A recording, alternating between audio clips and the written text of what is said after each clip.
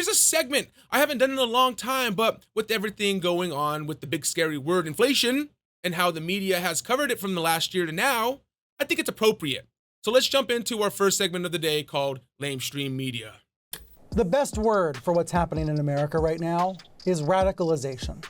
Disinformation, misinformation, radicalization, rage, and extremism. Donald Trump and his team to overrule the will of January 6th investigation. Lame, Bummer, dude. So, over the last few years, the Lamestream Media has chosen several topics to beat you over the head with. Throughout 2021, they told you not to worry about inflation because it is a good thing. It indicates that our economy is improving. And with our current situation, I understand if what I said makes no sense. But that's exactly what they were saying, and here's proof. For all of investors' worries about inflation, it is a good sign the economy's moving forward. But I would say in general, Richard, the combination of the strength of the initial bounce backs, the scale of the stimulus that's still being provided, and the fact that we're seeing some of these supply frictions, if I can put it that way, suggests that we will be in a position where inflation returns more firmly, and policy will need to be adjusted. And I'd underscore, though, that that is a good scenario because that means that economies are moving forward. Making it easier to raise a child in this country with things like that support, that financial dollars and cents support for Americans to be able to afford childcare, as well as pre-K and the tax credit and these other things. Very important to point out that these are also part of our toolkit to fight inflation. The Republicans want you to believe the economy isn't doing well. That's terrible. But in reality, unemployment is at its lowest point since before the pandemic began. Prices are higher, which is never good. But Americans are also spending a record amount of money that was pent up during the pandemic, which Economics 101 will tell you drives prices up, a.k.a. inflation. Really? Retailers are saying that the shelves are well stocked. According to government statistics, there was a big jobs boom in the summer, not a bust.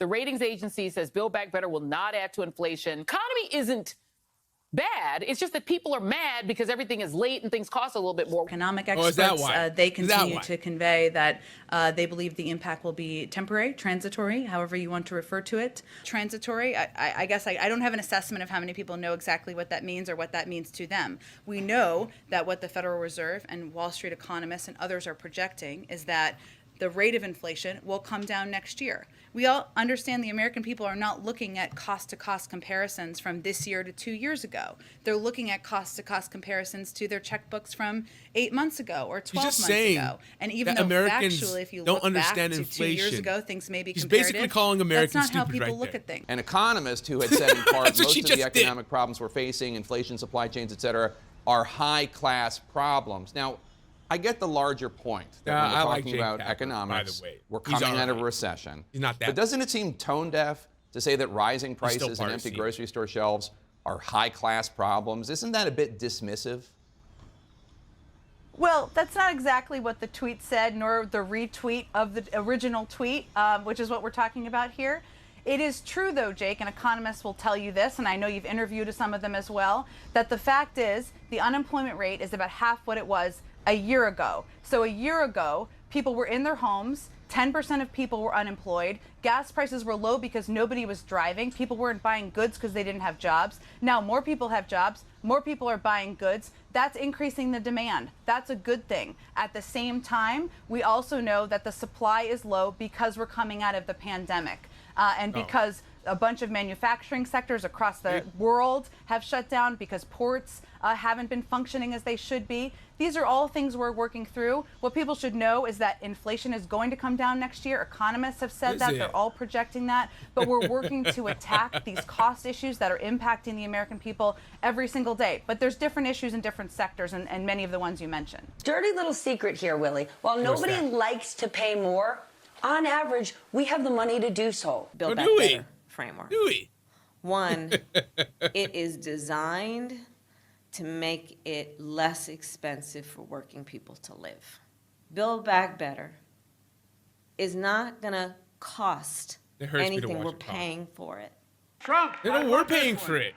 Trump. The American people are paying for it. The best measure of the economy is the stock market. I never thought that. Well, if that's true, take a look at the stock market now. It's higher than it's ever been. fucking hate him so much. When inflation is happening, it's bad for the stock market to be that high. More people working today than just before the pandemic started. Household wealth is up. People are buying more things. Manufacturing is up. We're on the move, but we're on the right track. We got more to do. Fucking Joe. Jesus. So, let me explain something here. When the cost of goods rise, but your pay has not increased, and your dollar does less, that means inflation. Now, when inflation is happening and stock indicators like the Dow Jones is skyrocketing, that's called a bubble. The reason companies are making record profits is because it costs them more money to buy goods to sell, which means they raise the price on all of their goods they sell. So, which is bad for the company because it means they will lose customers because they can no longer afford to shop there. And workers will start to demand higher pay because they are in the same boats. Even though the company is seeing record profits, they start to lay off employees because they need to allocate money to rising price of goods. Investors see this and they start pulling out their money, causing a chain reaction. Then the bubble pops. Now, it causes a recession. People stop spending money. But hey, inflation is a good thing, right? Now, and that's why Biden was celebrating his victory by passing the Inflation Act to help fight inflation. That's something they told us not to worry about last year. And here's a clip of him celebrating not too long ago. And what a great day. Exactly 4 weeks ago today, I signed the Inflation Reduction Act into law, a single most important legislation passed in the Congress to combat inflation and one of the most significant laws in our nation's history, in my view. I said it then, and I'll keep saying it. With this law, the American people won and special interests lost. Oh, really? Special interests lost, huh, Joe? Now, is that why Pfizer made record profits off the fucking jab? Is that so? Special interest lost, huh? Jesus. Now, and while Joe was giving that speech, this was happening at the same time, which is ironic to say the least. All right, I do not want to be a party crasher, but we interrupt this celebration for a hard, cold dose of reality. Stocks tanking because inflation is accelerating. The very inflation that the president said he's made great progress addressing, heralding his Inflation Reduction Act as the boon for the economy that we didn't see in a key number out earlier today. Welcome, everybody. I'm Neil Cavuto. And Fox on top of a sell-off, the likes of which we've not seen in quite some time. In percentage terms, the roughly 4% hit in the Dow is the worst we've seen in 2 years. Wow. Ditto the S&P 500. And again, the NASDAQ. All hit and hit hard because inflation remains stuck and no one can get it under control. An 8.3% annualized inflation rate in the latest month. The core rate, that is without food and energy, also soaring more than 6.3%. This is the fourth 1,000-point sell-off for the Dow just this year. And again, the precipitant for this was a much worse than expected inflation report. Now, the president is heralding this Inflation Reduction Act that some people said is actually making the situation worse because across the board, prices are going up. He's touting the prospect of eventually drug prices going down. But even if he gets that, and it is a Herculean leap, it would be but a fraction of the overall costs that continue to soar.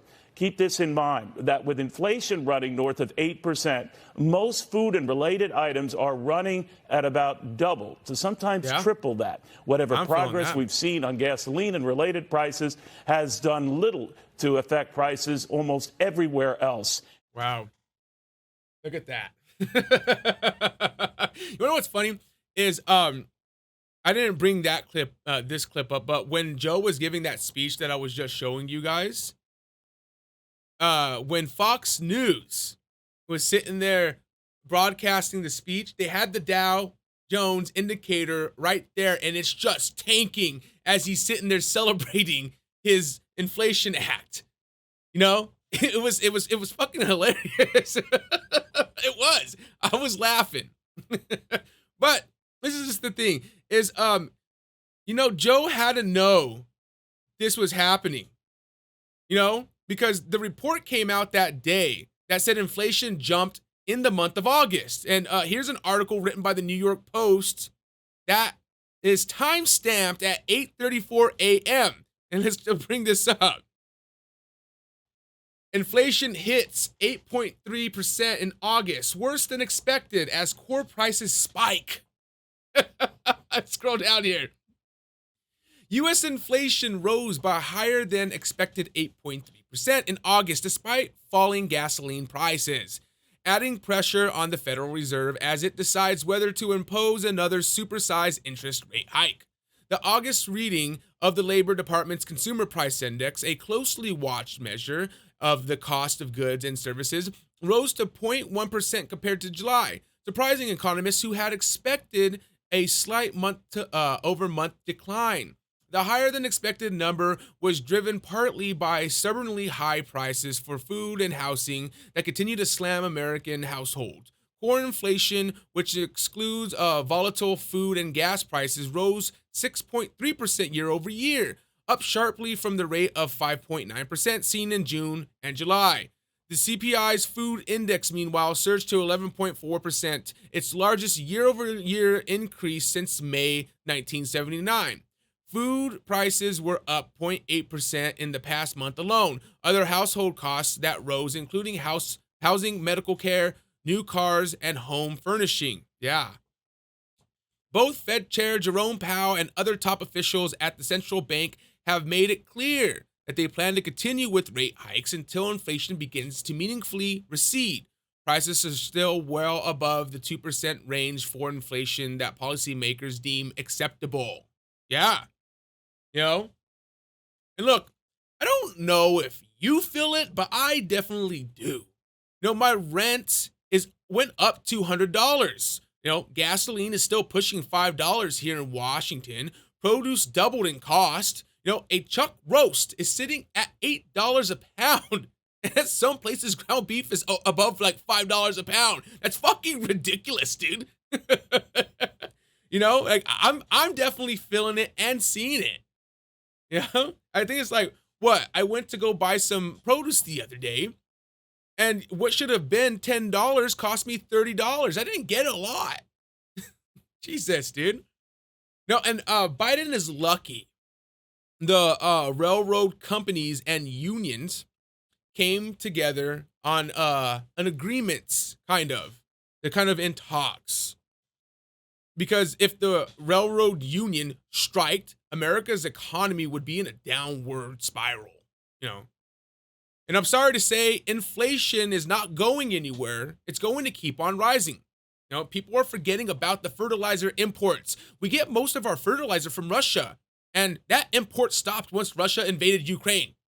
You know, once the fall harvest report comes out, you can expect the Biden administration scrambling to explain why we are having a food shortage this coming year. So remember, don't trust the media. And this was Lamestream Media. The best word for what's happening in America right now is radicalization. Disinformation, misinformation, radicalization, rage, and extremism. Donald Trump and his team to overrule the will of January 6th investigation. Shit, lame, family dude.